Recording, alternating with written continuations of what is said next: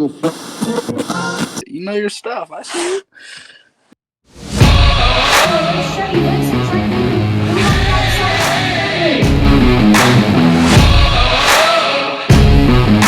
That's a pretty good question. Batting 8, the left fielder, number 51, Ichigo Sazu.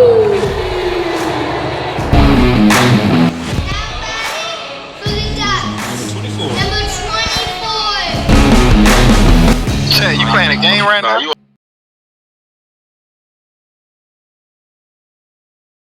Welcome to Chad Talk Sports, everybody. Today my guest is the number 1 ranked player in the state of Nebraska and Oregon Ducks signee, Devon Jackson.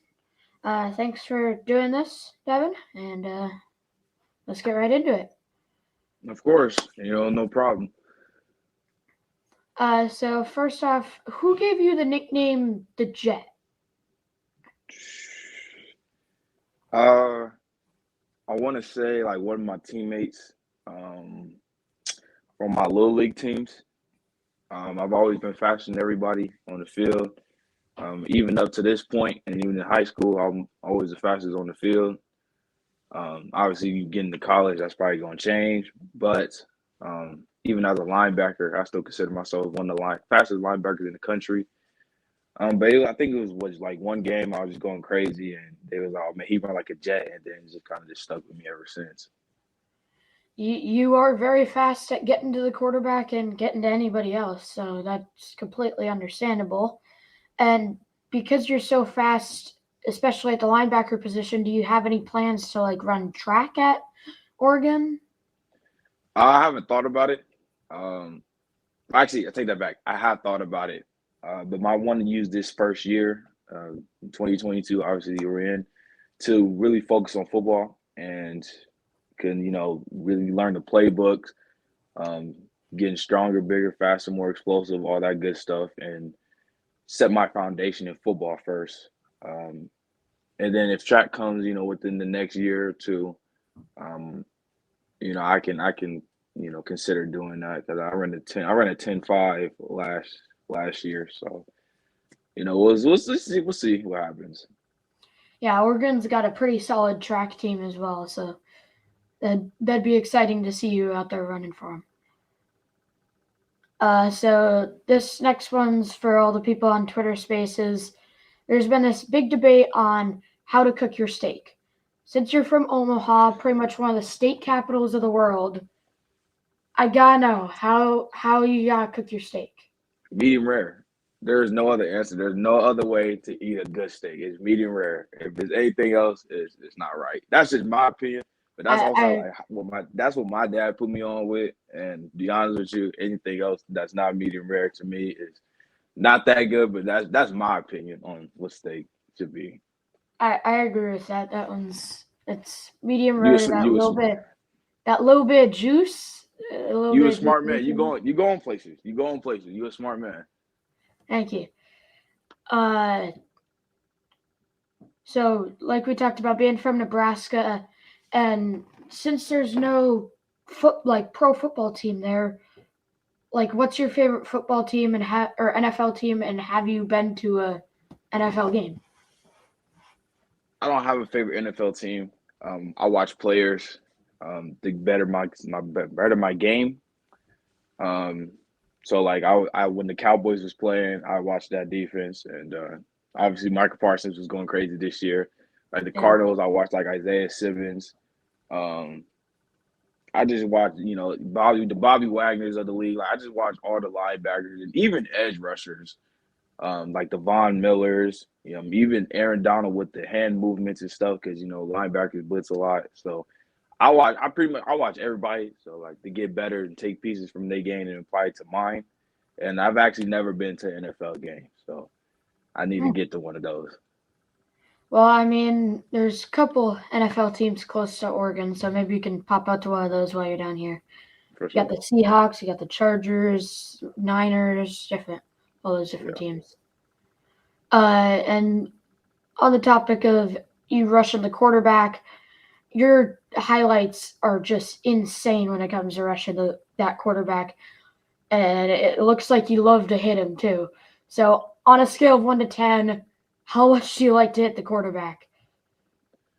Obviously a 10. I mean, I love playing defense. Um, I love playing linebacker because to me, the linebacker is like the core of the defense. And it really shows like how a player is on the field. You feel me? Because as a linebacker, you're not the biggest, you're not the strongest. That's usually the D line. You're not the. For me, it's for what's going to be a big adjustment for me. I'm not going to be the fastest on the field no more. That's usually going to be a corner or a safety that's probably going to be faster than me. You know what I'm saying? So what's going? That's why I like playing linebacker because the instincts and then to prove to show that you still like the king of the jungle. You feel me? But I love hitting the quarterback. But it's more than just hitting the quarterback. Try to get strip sacks. I was even watching Von Miller one time talking about when you hit a quarterback from a certain angle, you always go for the ball because the ball is always the most important thing. It's not always about the big hits on the quarterback. But I love defense in general, though. So when you decide to come to Oregon, both times actually with Mario and Dan Lanning, what kind of influenced you the most to come first with Mario and then stay with Dan Lanning? Well, first when I came on my official visit, I felt like it was a family, it was a bond that I didn't really want to go anywhere else. And that's for the football side. I felt like he had a good system for me, all the good stuff. And outside of football, in my college, I'm going to sports business. And I feel like Oregon has really good sports business program and all the connections that the University of Oregon has. So for me, outside of football, because that's going to come, that's good. That day is going to come at some point. So I feel like Oregon was going to take care of me on that aspect. And obviously Mario left, and then I just kind of stuck it out. And I sat down with my parents and we decided, well, should I leave? Should I look at the other schools? And then we sat down and Oregon has everything to take care of outside of football. So if I don't know, broke both my legs or something today, Oregon will still take care of me. You know what I'm saying? And it's the University of Oregon. They're not just gonna bring in some bum as a head coach and the whole foundation just gonna fall apart. It's not gonna happen. So obviously we trust the process and look who we got. You know what I'm saying?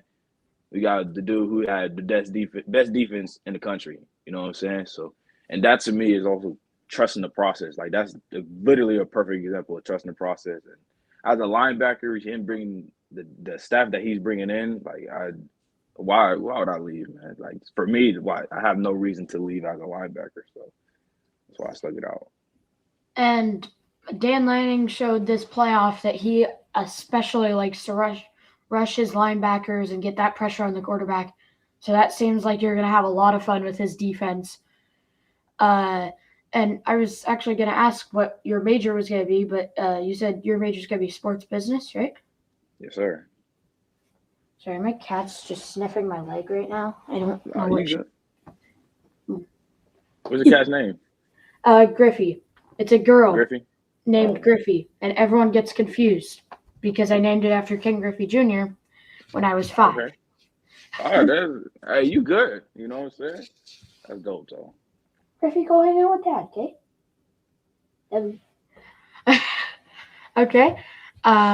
So you said sports business is going to be your major. Do you have any major hobbies that you do, in maybe connecting to sports business, maybe connecting to football, just any major hobbies? Well, I'm actually in the game of Madden right now. You see, I got my sticks all right. I mean, I don't know. That's something that I want to discover, while I'm in college. You know what I'm saying? And so, obviously, I play video games a lot. But yeah, when I get to college, I want to discover what in specifically sports business I want to do and what I want to do in my life. Because right now it's kind of up in the air, but I feel like that's not really a problem. You know what I'm saying? I still got time to figure that stuff out and all that. So yeah, with the Madden thing, all the spaces people will remember the infamous me playing Fortnite while talking to Javon Holland. You play Madden? Yeah, I do. You on PlayStation or Xbox? I'm on Xbox. Oh, come on, man. Nah, I think I got an Xbox downstairs. I'm gonna have to get your gamer tag and stuff all that after this. Yeah, I'm not very good at it, but I play That's it. all right. That's all right. That's all right. So in the All-American Bowl, what was on the NBC All-American Bowl? What was that experience like? It was different. For me, I'm gonna just be honest. The talent around Omaha is getting better, but it's not like that. You know what I'm saying? It's not where it's like you got literally pretty much everyone there is a 4 and 5 star athlete. You know, and for me, where I'm from, there's only so many 4 and 5 star athletes that come around. Actually, I don't think the state of Nebraska has ever had a 5 star football player. Like, I don't think so. You know, and then even this past year with my class, I think there was only 4 stars throughout the whole state. So it's like they barely come. You know what I'm saying? And for me to get the opportunity to go to that game, not very many people get that opportunity to play in a game like that. So it was a blessing for me. Got to show my talent. Um, it was fun to see. I feel like it was like a little pre-college experience, or whatever. Because you get there, you're there for a week. You room with somebody that you don't even know. Then you practice all the time. We had a bunch of 2 days. We was practicing for like 3-4 hours. So I think it was a good experience, all in all. Well, I think the main reason you got to practice that much is because you got to build that chemistry that most of you guys Of didn't course. really have. Oh yeah, of course. I'm not complaining whatsoever. You know what I'm saying? I personally I love the work because that's the only way you're gonna get better. And for me, practicing around those guys all the time is just gonna make me that much better. Because like I already stated, there's only so much that you can get pushed with. From where I'm from. You know what I'm saying? Like there's only so many people around the state that can push me. But around those guys, I can reach new heights because they're just as good as me or even better. You know what I'm saying? So the double practices I had no problem with because it's like I don't get this opportunity where I'm from a lot. So And do you think being that big guy from Nebraska, the highest recruit there, do you think that like upped your stock very much? Because I know it did a little, but like your scouting stock was upped by being the best in Nebraska. Was that like? honestly, I don't know. I feel like it could have been. But like from like a recruiting standpoint, yeah, I had 21 offers, but I was only talking to like 4 or 5 schools at once.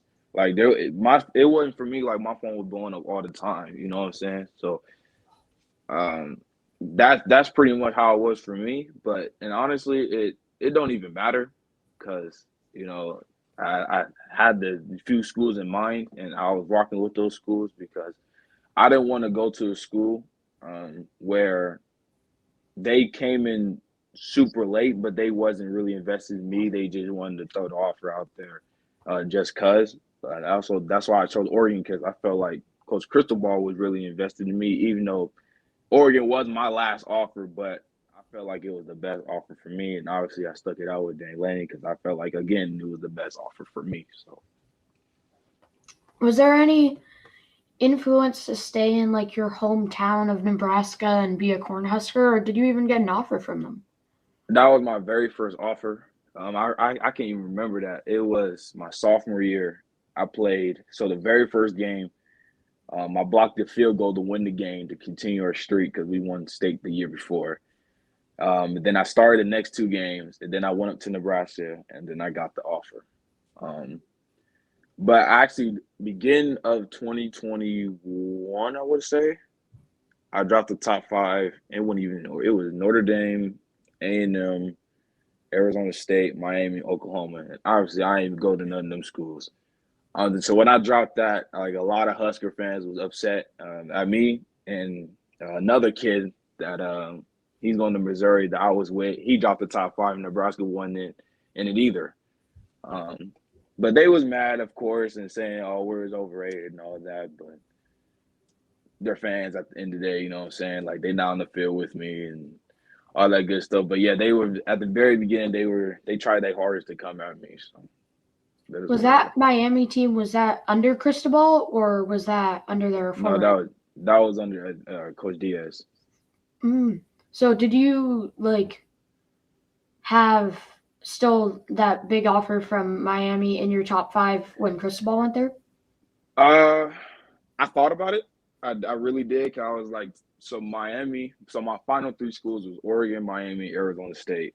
Obviously, when Coach Cristobal went to Miami, I ain't gonna lie, I did think about it because I already had a relationship with the university already before Cristobal got there, and now he's there, and that's the reason why I came to Oregon. Or he's not the only reason, but he was a part of it. You know what I'm saying? So I did think about it, but like I said, I sat down with my parents, and then we was like, he's doing what's best for him, and I'm doing what's best for me. You know what I'm saying? And for me, my path and my calling is at Oregon, and then his next step in his life is at Miami. So that's kind of always like, nah, I'm not going to follow him. And you talked about your ASU offer in your top 3, and in your interview, in the big interview that you did at the AllAmerican Bowl, you talked about how they were pretty much the number 1 school that you thought about going to with during the switch of Cristobal and Lanning. How close were you to flipping to Arizona State? I think just as close as just how I talked about with Miami. I feel like those was the options that I put on the table for me. So I looked at all 3 of the options again, and I was like, which one's the best for me? And Oregon, again, still outruled both of them. So that's why I stuck it out. But I mean, I'm cool with the coaches at ASU. They offered me like early March of 2020, I would say. So I've been talking to those coaches like Coach Clay and Coach AP for a very long time. And but unfortunately, you gotta do what's best for you. And at the end of the day, it's a business decision. You know, you can't really put feelings with it. I didn't go to ASU. I went to Oregon. Thanks for your time, Devon. And everyone, will see you next time on Chad Talk Sports.